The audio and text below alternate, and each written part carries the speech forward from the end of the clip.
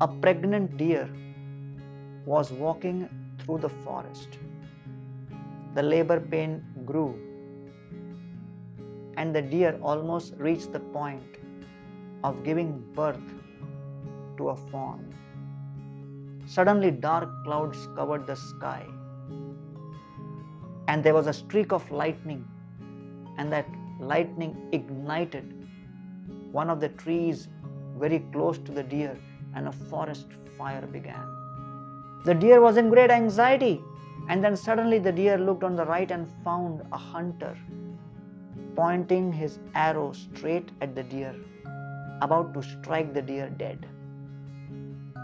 The deer thought, okay, let me turn towards the left. When the deer turned to the left, the deer saw a huge lion with its mouth gaping open, very eager to devour the deer for his lunch.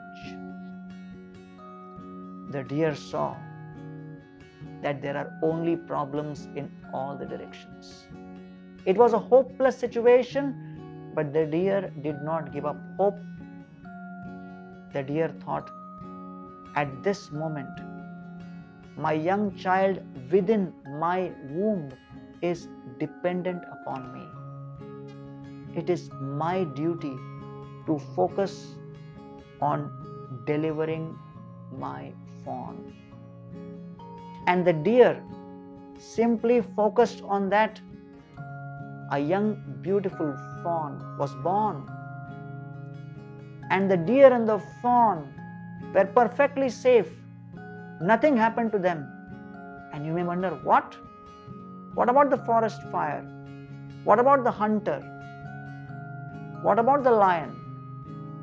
And so what happened was, as the deer had the possibility of getting depressed and distracted by all the calamities, the deer refused to lose hope, and the deer focused on giving birth to the fawn.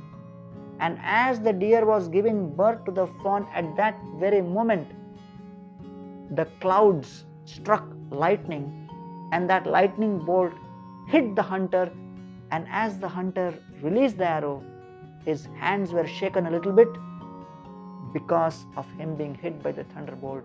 The hunter fell on the ground unconscious. The arrow zipped past the deer and hit the lion, and the lion fell on the ground dead. And suddenly there was a cloud burst, and the thick dark clouds poured heavy rain, which doused the forest fire. And in this way, the deer, along with its fawn, was perfectly safe. Dear friends, many times we are also caught in the situation like this pregnant deer. We have so many plans which are eager to take birth. We are also eager to give birth to those plans, projects, dreams, ambitions. But we have to go through that labor pain. And as we are struggling to give birth to those dreams and ambitions and plans, we are surrounded by what seems to be an endless cycle and circle of problems, which makes the entire process of giving birth to those plans almost impossible. At that moment, let us simply focus on what we can do and not what we cannot do.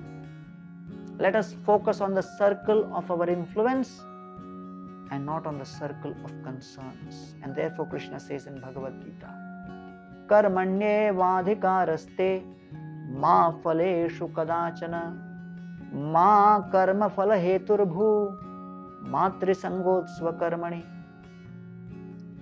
We should try to do what we can. Karmanye vadhikaraste ma phaleshu kadachana. Be attached to perform your duty. Do not be attached to your results. Ma karma phala heturbhu. You should not be attached to the results, because there are various causes which are going to be playing a major role in making the results effective.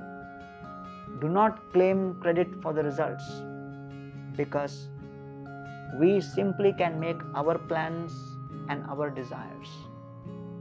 But the Supreme Lord sanctions those desires, and the material nature facilitates those desires. Let us understand the limits and boundaries of what we can accomplish. Let us remain absorbed in those thoughts. Try your best and leave the rest to Krishna.